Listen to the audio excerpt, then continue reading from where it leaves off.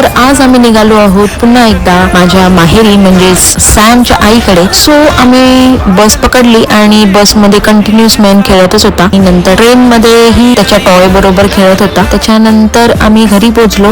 घरी पोहोचल्यानंतर मम्मीने मस्तपैकी सुकट चपाती आणि वांगा बटाट्याचं कालवण बनवलं होतं. जेवण बघून अजूनच भूक लागली तर फटाफट जेवण घेतलं. दुसऱ्या दिवशी माझी डेंटिस्टची अपॉइंटमेंट होती तर मी डेंटिस्टकडे गेली. डेंटिस्टची अपॉइंटमेंट घेऊन सुद्धा तब्बल 1 तास वेटिंग केल्यानंतर डेंटिस्ट अगदी 10 मिनिटातच तिचं काम संपवलं आणि बाहेर सोडलं. त्याच दरम्यान आम्हाला गुड न्यूज भेटली. आमच्या घरामध्ये एक नवीन छोटा पाहुणा आला होता. तयारी केली, मी घरी पोहोचली, सगळेजण एकत्र आम्ही हॉस्पिटलला गेलो. मी आत्ता झाली आहे. ही गुड न्यूज पाहून आम्ही खूपच खुश झालो. हॉस्पिटल मधून जाण्याचं मनच करत नव्हतं पण मनोज पुण्यावरून येणार होता. सो मी हॉस्पिटल मधून थेट घरी जाण्यासाठी निघाली. आज दिवसभर धावपळ करून करून खूपच वैताग आला होता म्हणून साधा सिंपल खिचडी भात बनवला. आजच्या व्हिडिओसाठी एवढंच. भेटूया नवीन व्हिडिओमध्ये. बाय.